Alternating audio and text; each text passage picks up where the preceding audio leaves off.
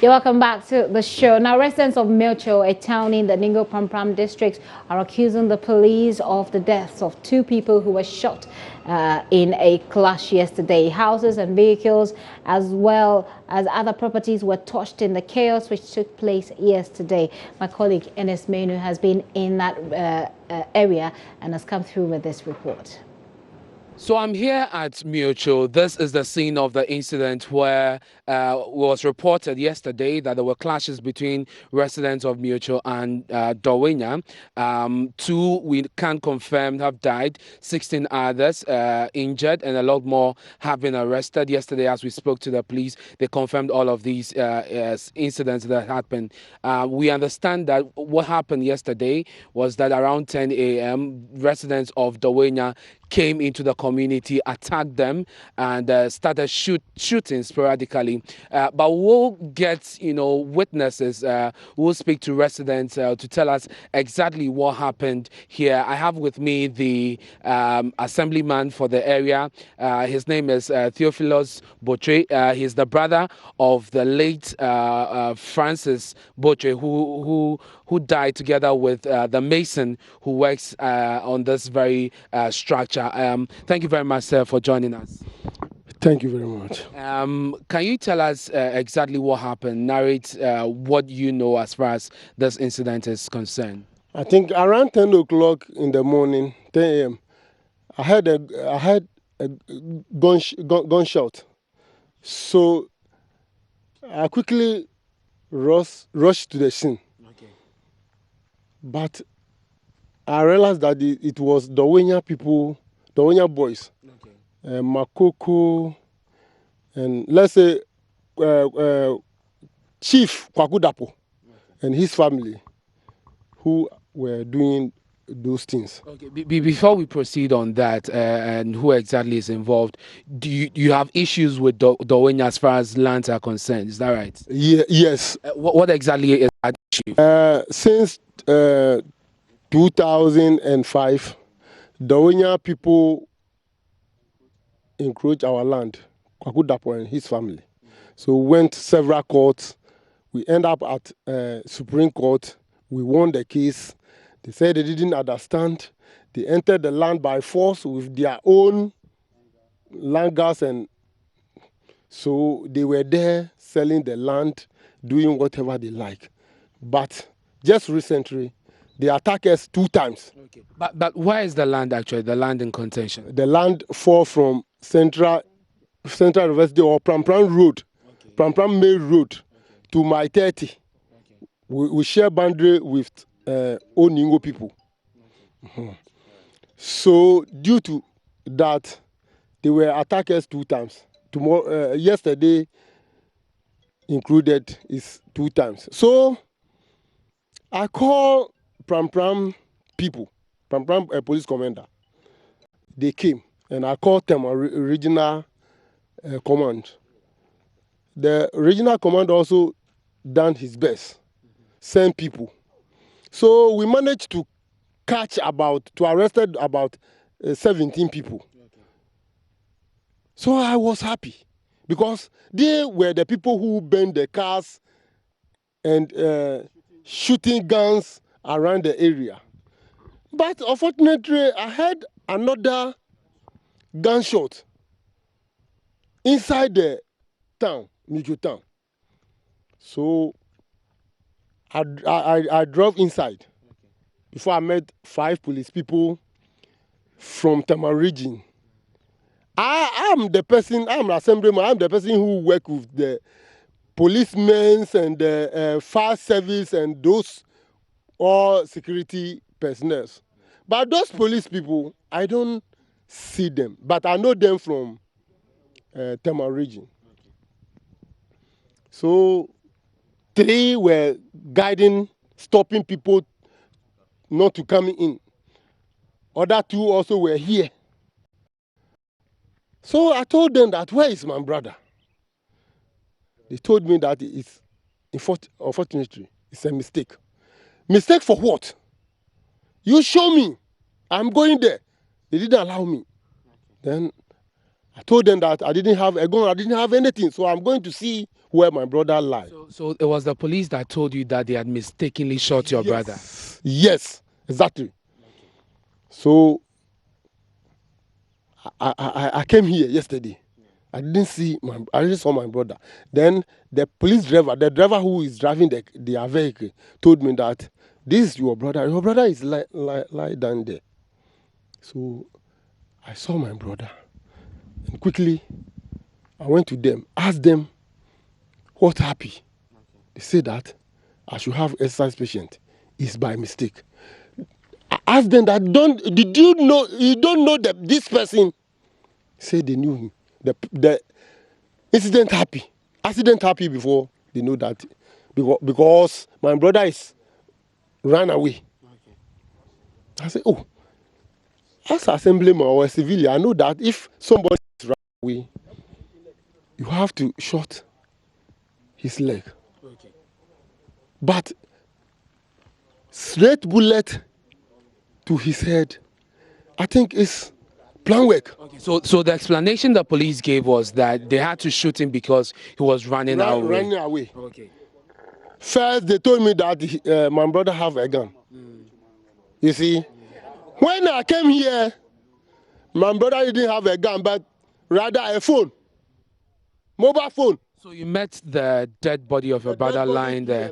And I think at this point, we want to approach exactly where the shootings happened. As you can see there, there's blood. I understand he was shot right here. This is the scene of the incident. He was shot right here. And we were told he was initially asked to surrender. We don't know, we can't confirm that, but as his brother narrates to us earlier, that he was asked to surrender and face the ground. It was at the time that the shooting happened. Is that so? Yes, there was an eyewitness. Okay. Narrated all the accident to me, that he was here, this very sorry building. So they told my brother to lie down immediately. So my brother lied down facing the sun. So they quickly told him to turn back to the ground. So when my brother turned back to the ground, begging them, then they shot his head. I think not once, because if you can see the cartridge there. Yesterday, I collected 4 cartridges here to the soldiers, Michelle Camp soldiers. Okay. They were around here. So, but yesterday when we spoke to the police, they said it couldn't have been between residents of Miotso and Dowenya because at the time they got here, the incident had died out and nothing was happening. All they did was to ensure law and order and to provide enough security for the community. I swear, my good God, my maker, that the question that I asked the police people, the answer they give me, they say that it's a mistake. So if they had a press conference and tell the whole Ghana, including the world, that Dowenya people or Dowenya land guard killed my brother and the Mason, it's not true. Okay. So yes, they were run away, ran from the scene, and once God is with us, I don't think that unless they kill me. If they kill me. So that brings us to the other point about the second person who died in this incident, the Mason. He was the Mason to your brother? Yes. Is your brother a contractor? What does he do? Or this structure belongs to him? He was the person who is taking care on this house. Okay.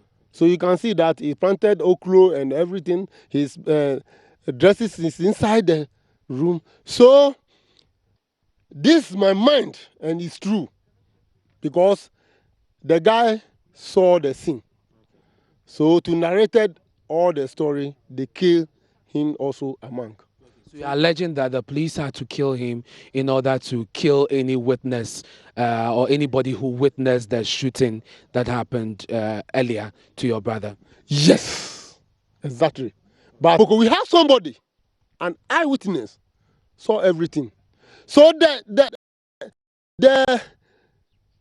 what the eyewitness told me and what the police told me earlier on is not Dawonia people.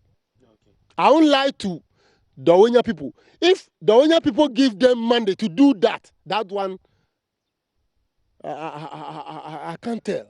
Okay. But I know that it's exactly planting. So he places more premium or value on the eyewitness account. Come with me, sir. I understand that the shooting incident, as far as the Mason is concerned, happened inside this very structure.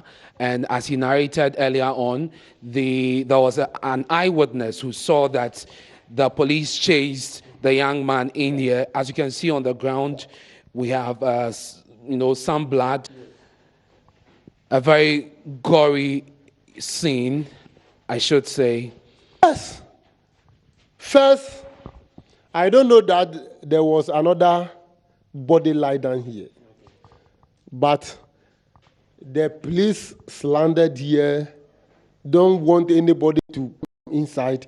There I realized that there is somebody. So quickly, I told the parents that it's not my brother alone. So I jumped the wall, I jumped the window, come inside before I saw the boy also lie down here. Okay. So you were actually the one who found out. So I received a beating, severe beating from one policeman. That I knew. That I knew from Tema region. So this is exactly what happened. It's Ghana police personnel from Tema with their vehicle number GP 3979. It's Toyota pickup. So that is brother of one of the persons who have been killed there in Miotso, accusing the police of causing the death. Ernest Menu, who was there for us, joins me now in the studio, and he will tell us how the town looks like and what's happening there. You're welcome. How are you doing? I'm good, Gifty. Okay. All of that, I don't know, but I'm fine now. You should be good. You should be good. Now, tell us whether or not calm has been restored to the area at the time you were leaving. Yeah, by the time I was leaving, that was about an hour and a half ago. There was calm in the area, but when you speak to the residents, they tell you that they are living in fear because they do not know what might happen next. This attack that was sprung on them, it was a surprise, actually. And you know, there's no police post whatsoever at Miotso. And so they have to rely on the Pram or Dawenya police. And from the narrative, you realize that they say the police have not responded to their call, and they think that the police has not reacted very well to this situation. They actually say that the police has not been professional and that they have been compromising. That is what the residents are saying. That's what they are saying. Because we've got the relatives on the other hand who are saying that the police killed their relatives. Exactly. And then the residents are saying that the police have not done enough. Enough. When you got there, and I could see from the video that there was no police presence. How do we explain that? Gifty, and that was the question I kept asking because the assemblyman, as we saw over there, he was all over, and I had to, at a point, tell him to hold back because you could be tampering with evidence. But we stayed there for over 4 hours, and the police was not there. Even before we got there, as soon as I got there, I found out from the people, has the police been here yet? They said no. They've been trying to reach them, and so far there's been no response. I spoke to the son of the deceased. He told me that he has filed a complaint at the CID headquarters. Initially, the call they placed to Tema was to alert them because Pram and Dawenya was not responding. And so I was really worried that the police was not there, but that's the situation. It's that Apart bad. from the people in the neighborhood, in the area, telling you about their own frustrations about how they think the police has not responded appropriately, what was the sense? Do you get the sense of panic? Do you get the sense of a normal back to business or business as usual in that a lot of fear, Gifty, I must say, a lot of fear and tension, especially among the women and children. You see them gather in groups, discussing what happened yesterday. I'm told some have already fled, the community. Wow. They've moved to nearby areas because they're not sure when. Because just as recent as December 3, there was an attack on the community, and in August this year there was also another attack. From where? All from Dawenya. They claim that Dawenya residents attacked them, and it's just in connection with this land issue. Okay, so you spoke to John Latte Boche, who is son to one of the people who have been killed, right? We can the late Francis Boche. Yeah. So we can go over and listen to him, watch him actually, and then when we come back, we'll continue with the discussion. My condolences, first of all.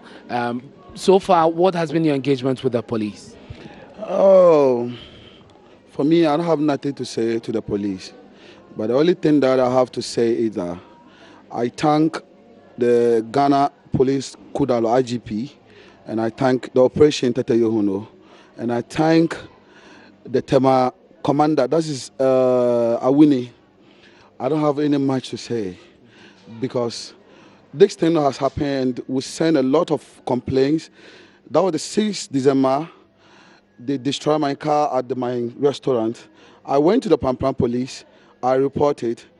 They refused. They transferred me to Tema. I went to Tema. They threw me back to Pampram. Since then, they even asked me to say nothing.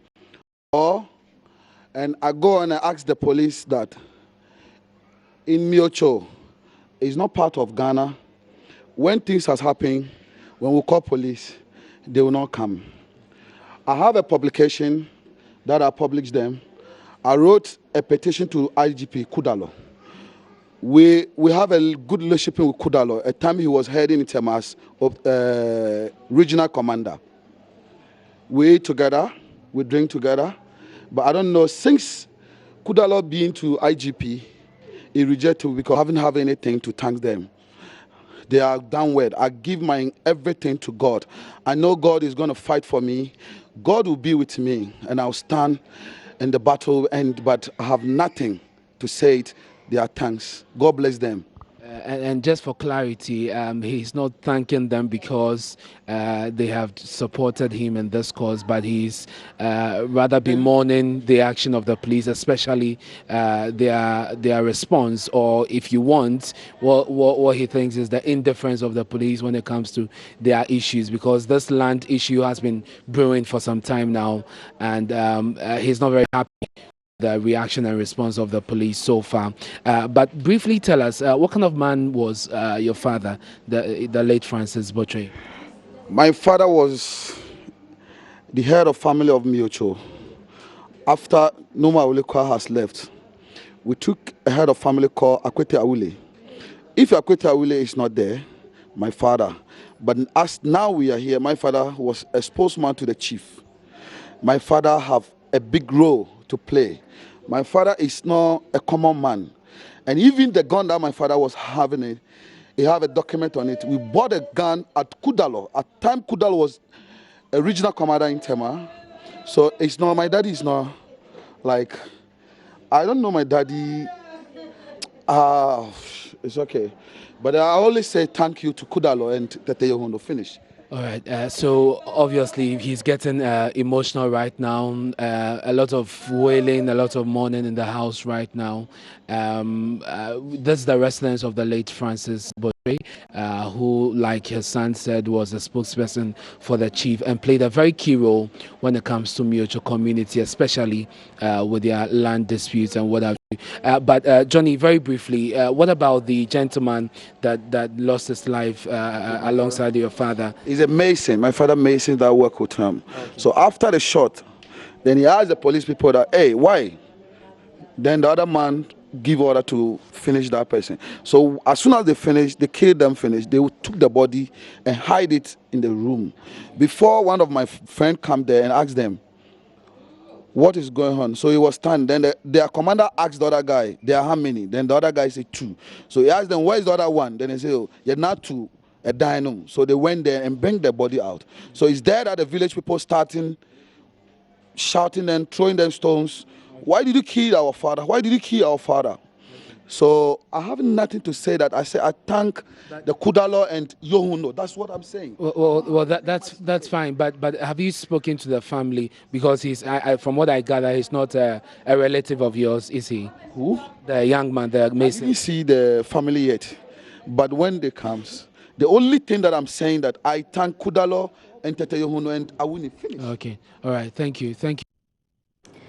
Yeah, looks like someone who's run out of words, and so all he just keeps saying is that he's thanking Kudo. That is John Botre. John Botre had his father killed. And now you had this conversation with him. Is there any reason he feels or he speaks as though his father may have been targeted? Yes, that's the sense you get from him, Gifty, because from the narrative, his father is a lead figure.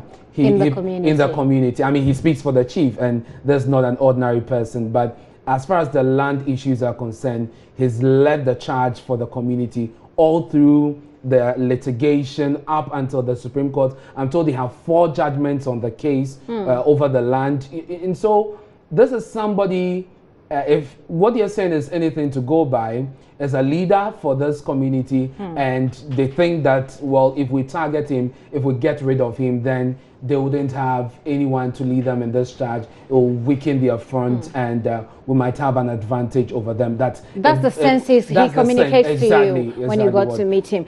We still have not heard much from the police, really from the police concerning this whole incident, have we? No, we haven't, and very surprised and Gifty, very surprised, and we haven't heard from the police. Let me say though that apart from the 16 people they say they've arrested, and yesterday we spoke to the PR of the Tema Police Command, Juliana, and she confirmed that beyond that we've heard nothing from them today, but for the fact that the guy said they've lodged a complaint at the CID headquarters, nothing beyond that. And I think it will be good for the police to come out to tell us what is happening, especially because it seems as though they have lost faith in the police. In fact, I don't know if you heard that in the background, some of them shouting, "We don't even need your protection." I see. That's interesting. But before I let you go, this gentleman, John Botre, yesterday I spoke with him, and I understand that he used to manage some George's campaign. But then he confirms to me yesterday as well that he defected from the party. Did you get the sense when you spoke to him or when you went to the town that there were any political, implications, political motivation for what has happened? Well, off the record, you have people tell me, well, they think there are some unseen hands, trying to manipulate the police.